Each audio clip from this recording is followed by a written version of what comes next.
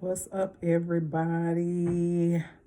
I'm doing my, well, first, let me start off by saying Happy Mother's Day 2025 to all of the mothers. Special love and hugs to those who have lost their mothers, and special love and appreciation to the single mothers. I hope and pray that your Mother's Day is going well and that you are receiving all of the love and appreciation that you deserve. As I was getting ready to say, I always do my yearly Mother's Day video. And so I just wanted to do this one this year for 2025. And I just want to talk about the weight of motherhood. And y'all, I apologize if I go back and forth because I wrote down stuff because the way my memory is set up is just, I have to write it down. So I just wanted to talk about the weight of motherhood and celebrating your mother as a mother whose mother is no longer physically here on this earth. I'm just gonna move my camera, move around real quick. So, one thing I've noticed is that with all this talk on social media about, and I wanted to talk about this, kids disconnecting and going no contact with their mothers because they feel they didn't get what something that they should have gotten, or they're just devaluing and disrespecting, not appreciating them. I felt these words in my heart to say, in all caps, bold and with underlined and highlighted in yellow. You only get one mother. I'm just going to sit right there in that right quick. Just sit there for a couple seconds.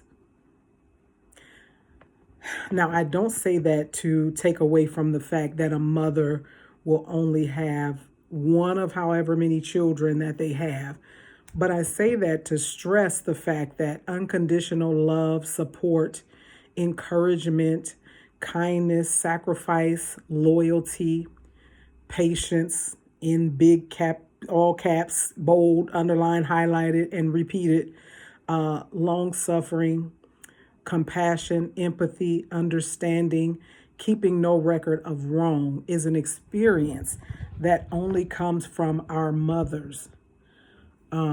John 16 and 21 says, a woman giving birth to a child has pain because her time has come. But when her baby is born, she forgets the anguish because of her joy that a child is born into this world. Whew, that one. And mothers oftentimes suffer a lot of hurt and pain, not just from childbirth, but as they grow and mature in motherhood and raising their children.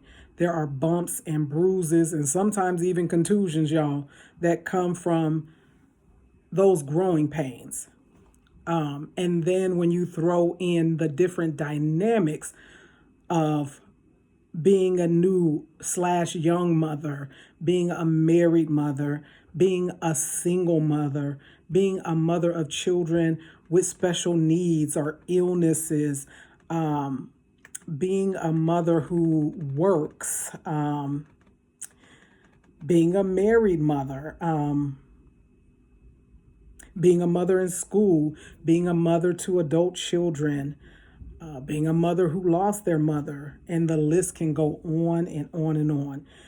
This can sometimes multiply those growing pains, and the weight of it all can become so overwhelming at times. So for me, hearing kids that are disconnecting from their mothers simply because they feel entitled to have a mother who was their picture of perfection is disheartening to me, especially as I look at my mother's urn. That's the only piece, beside from the memories that I have in my mind, that's the only, the urn on my mantle is the only piece of my mother that I have. And after experiencing multiple breakdowns today and leading up to this day, I just wish my mother was here because I miss our daily conversations, and I ain't even gonna hold you, as y'all say. I haven't had or found anybody on this earth that has had my back, my front, my sides, and everything else in between like my mother. Although she did not do everything perfectly and the way that I would have liked for her to do it, and so forth and so on. And quite frankly, she wasn't supposed to. But her love for me carried me, it uplifted me, it encouraged me, it guided me, it strengthened me, it taught me, and it corrected me as I needed. And what I've learned is that as a parent, there will always be some sort of gaps that we miss when raising our children. And I believe that God gives us those gaps and gives those to our children and to us to build our character, to build resiliency, to build tenacity, and most importantly, our faith and trust in Him. Because honestly speaking, if our parents were perfect, why would we need to feel like we need to trust in God or need God for anything? So I say this to you all, not to wag my finger, because I was the smart mouth kid. I was the one that, thought I knew everything. But if you were blessed to have a mother who stood by your side, who stood by your hard-headed, rebellious, smart mouth, disrespectful, combative, selfish side, instead of blaming and shaming them for missing or not filling in or not being your picture of perfection of a mother or parent in general, but especially mother, try honoring them for all that they did do for your life, for all that they did add into your life, because you really have no idea what it cost them to give you what they gave you. One last thing, and certainly not least, celebrating Mother's Day without my mom has been, y'all, a challenge. And it seems like each year it is different for me. This year, for some reason, has been harder than the previous 2 years. It hit me hard that I won't ever be able to talk to my mom about being a mom again, or laugh about motherhood things, or even vent about motherhood things or life things, womanly things that you could vent about. That makes me sad. That made me sad today. But I know for a fact that she would not have wanted me to sit around sad. So I got up today. I got dressed, did my hair, got myself together, and I pressed my way to church today. And I heard an amazing, encouraging message. And I ate some good food. And now I'm about to relax and celebrate my motherhood journey. And for those of you, I just want to say, and I thank God, let me just say this. I thank God from where He brought me from as a woman, and how He grew me as a woman and as a mother, because it is just like motherhood, just like most things in this life. It's a journey. It's not a destination. You're learning as you go through things. You're learning. You can have your first of anything at any given time. Your first at being a mother. Your first at being a mother who is a single mother. Your first at being a mother who is a married mother. It's a journey. It's a learning process. And as with anything, there are learning curves. And I want people to understand that.